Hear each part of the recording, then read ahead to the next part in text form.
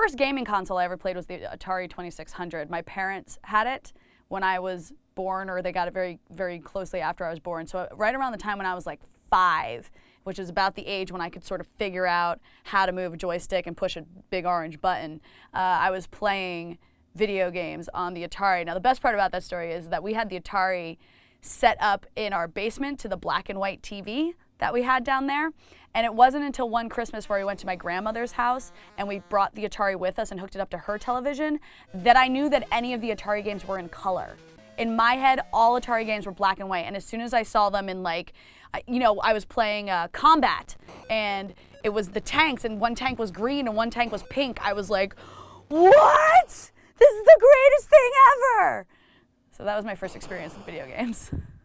2008, 2009, I was home for the holidays. I was at my cousin's place, and my cousin and I would always play games together, constantly. So this one day, we decided we finally wanted to beat Rampage on the original Nintendo. We were like, because we didn't know anyone who had ever beaten Rampage. So we sat there, and we destroyed buildings with our Godzilla-esque characters for, I'm not kidding, probably about 8 or 9 hours straight. And the game doesn't get harder. Like it gets slightly harder in the beginning and then it just maintains the exact same level of difficulty and you just keep beating like slightly different looking levels over and over and over and over again. And we were like, when does this end? When does this end?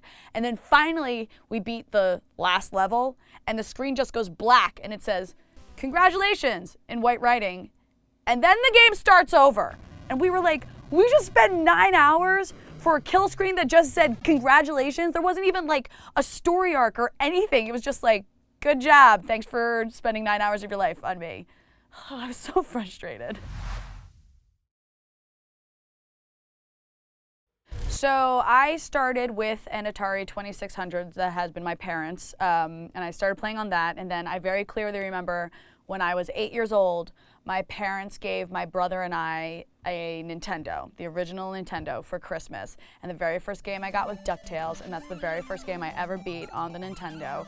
And then, of course, from that point on, my brother and I just continually wanted more video games in our life. So we got the Super Nintendo, we got the Nintendo 64, we got the GameCube. I think that's right about when I started like leaving for college, so I didn't really get my hands on the GameCube as much as my brother did.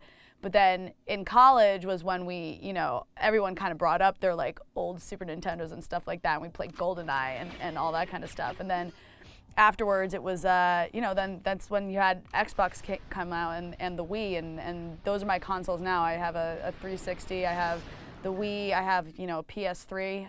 I've got the trifecta right now. I'd say the biggest difference between our classic games, our arcade games, and what we have in gaming today is definitely the storylines. It used to be before that the whole point of a game was literally shooting pixelated aliens that were falling out of the sky, but we didn't know why those aliens were falling out of the sky. We didn't care why those aliens were falling out of the sky. We just wanted to shoot them. But nowadays we get, massive, epic storylines behind our games. So not only do we know why those aliens are falling out of the sky, we know the names of their moms, and we know their future children's names, and we know we have to destroy all of them.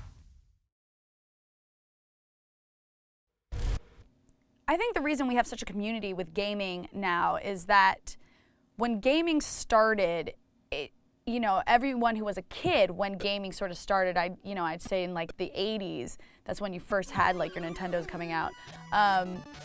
Now that all those kids are at an age where there's much more communication and we're all adults and have the ability to reach out and connect with someone else, I think that's how communities have really started up, is just being able to find people with similar interests.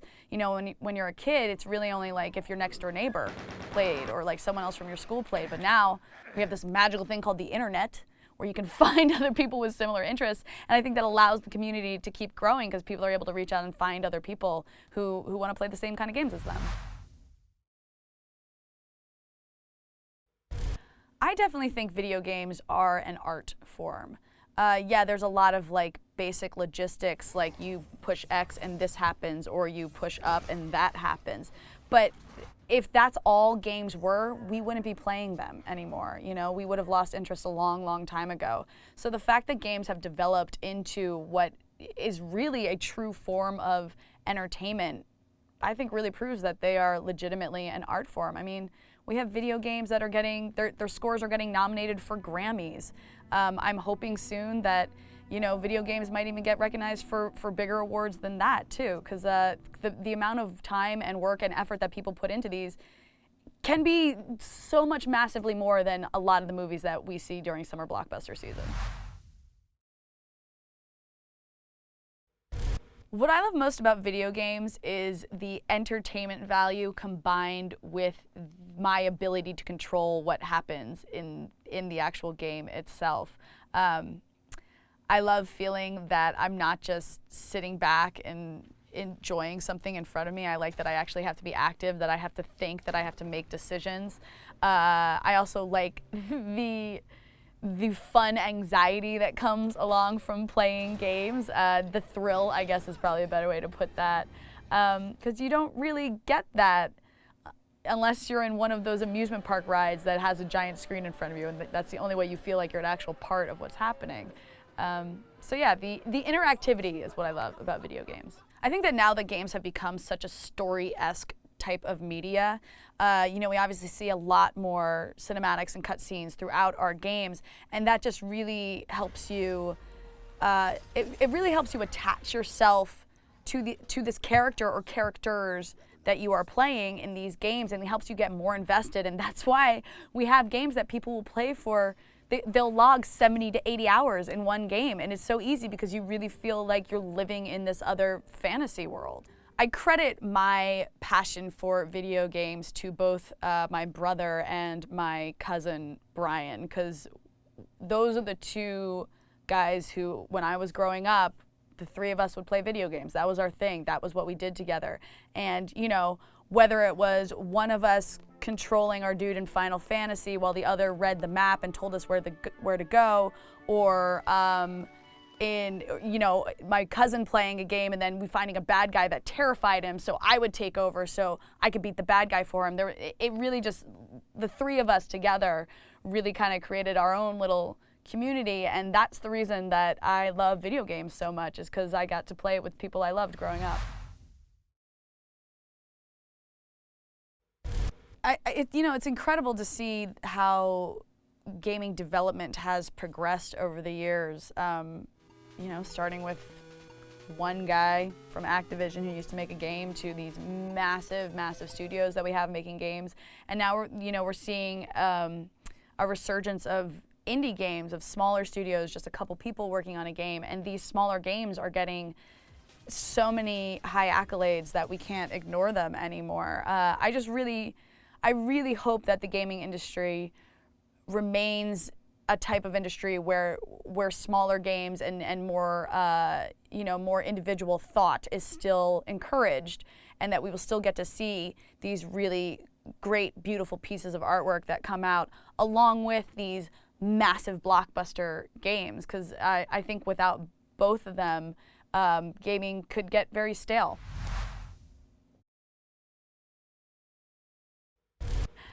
I mean, I think gaming at its core was a nerdy hobby because, first off, it was created by nerds, God bless them, and they created what they would want to do, and it's we live in a culture where being physically active is seen as not nerdy, and being passive is seen as nerdy, and video gaming, because of just the nature of it, with either standing at an arcade or sitting on a couch, is seen as passive. Thankfully, that's changing these days, with the Kinect and Move and the Wii and all that kind of stuff.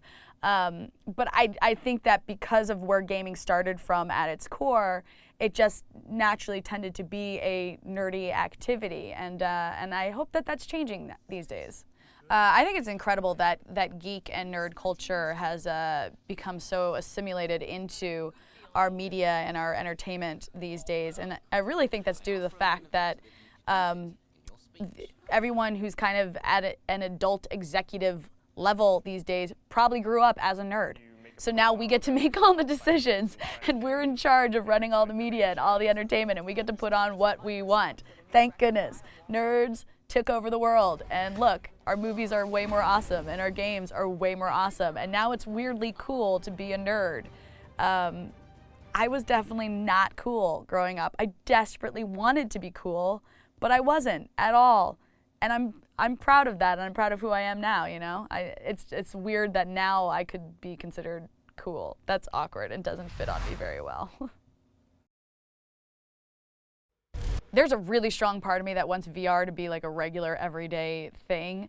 I do think that would be a significant change in gaming. That's really submersing yourself, not just mentally into a game, but like physically, visually, the whole thing. You know, I kind of hope that it means pretty soon we're gonna have holodecks like on Star Trek. Computer, begin chapter 30.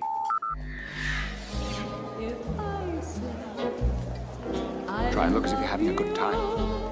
If we're gonna look way into the future of gaming, I truly hope that we end up with some sort of holodeck type scenario where we can just be fully immersed in a game, where you can feel like you're actually in a zombie apocalypse, or that you're actually being hunted down by some sadistic robot, or that you are actually calling the plays for whatever Madden game you're playing at the time. I really feel like that's where gaming can go, and if gaming does go in that direction, I could see it being our top form of entertainment. But that might be a little bit further down the line. But when you break it all down, I hope we never get rid of the kind of gaming where I just get to sit on a couch and push some buttons for a while. Well, I started working on Attack of the Show because I played video games. It's no joke. I never hosted a day before in my life before working on that show, and I happened to be bartending one night, and a guy who worked in development came in, sat at my bar, and we started chatting, and I was wearing an old school Nintendo remote control necklace, and he asked me about it, and I was like, oh, I've played video games since I was 5, and he was like, but you're a girl. And I'm like, yeah, I know. And we had a conversation for about 2 hours, and once he realized that, like, yes, I play video games, and yes, I know what I'm talking about, he brought me in for a meeting at G4, and I had no idea what I was doing. They stuck a mic in my hand and put a teleprompter in front of me, and I like barely stumbled through it, but for some reason they took a chance on me, and I'm so glad that they did, because then the people who watched the show got to know me and knew that this was my genre, and this was my world, and this was what I grew up with. And the most redeeming factor about it was that once I signed a contract with G4, I got to call up my parents and be like, hey, remember how you wanted me to stop playing video games all those years ago? Now I got a life out of it. Now I have a job. So thanks.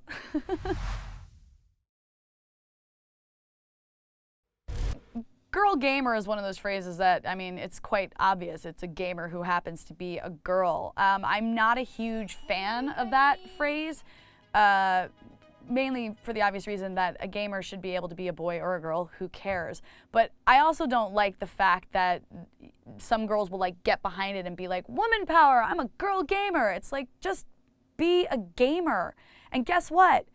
I'm sure I'm terrible at some games.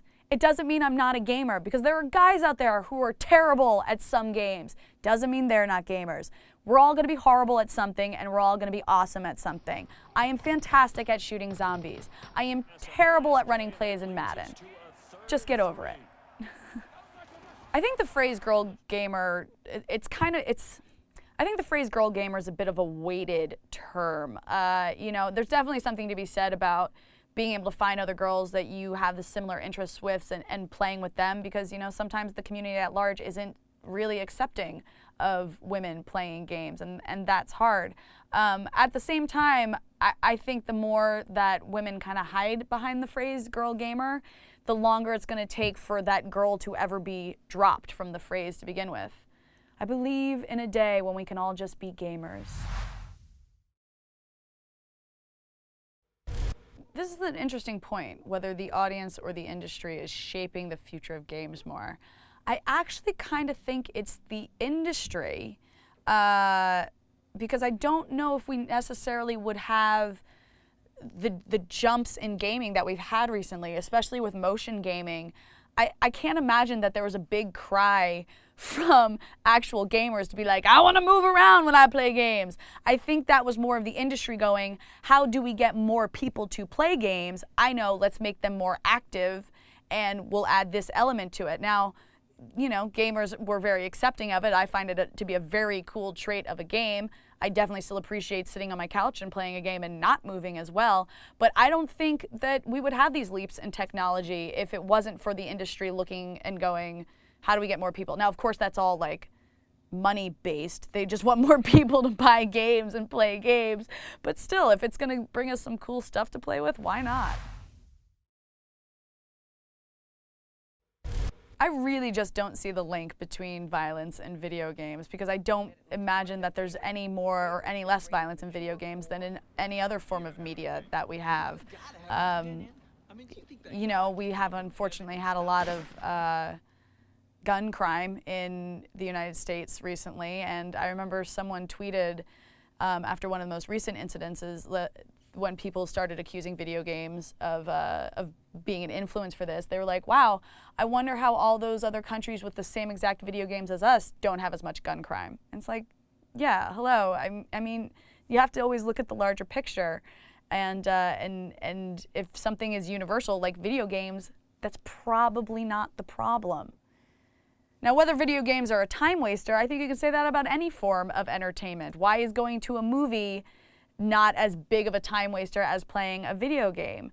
Yes, it's a lot easier to spend a lot more time playing video games, but that's up to the person. I'm sure if a person had ability to go to a 14-hour Die Hard marathon, they would do that as well. Come out to the coast, we'll get together, have a few laughs. So, again, you can't single video games out. I think people just like doing it because it's not as widely accepted a form of entertainment. I really hope that one day gaming can be seen as a very, very normal, average activity for every household. Like, if someone likes to go play basketball on Saturdays, that's great. If someone wants to play video games on Saturdays, that's great too. But it can be like universal. Every household has some sort of console. Everyone knows how to game, and everyone likes communicating via games. And I think when gaming becomes a universal form of entertainment, we'll get to see some really, really exciting stuff happen. For me personally, what I love in a game is solving puzzles. So if a game has a puzzle solving aspect to it, it almost doesn't matter what kind of game it is. Like, loved Portal because of all the puzzle solving, but that in a way is a shooter game. I loved Prince of Persia because you have to solve puzzles. And that's a totally different kind of game than Portal. So for me, it's like figuring stuff out, thinking things through, and then seeing an accomplishment happen right in front of you. And if I get to shoot zombies while I do it too, then that helps. I get asked what my favorite video game is a lot, and I'm honestly not quite sure what to answer. I can tell you what my favorite video game from the last 10 years has been, and that's Portal 2, by far. Obsessed with that game. I would play that game over and over and over and over and over again. But my favorite video game ever might have to go to Super Mario Bros. 3, just because there's so much nostalgia, and that's, that was one of the games that like I was determined to finish every single level and collect every single item and find every single shortcut that I possibly could in that game. So that's the first game that I ever like really, really delved into.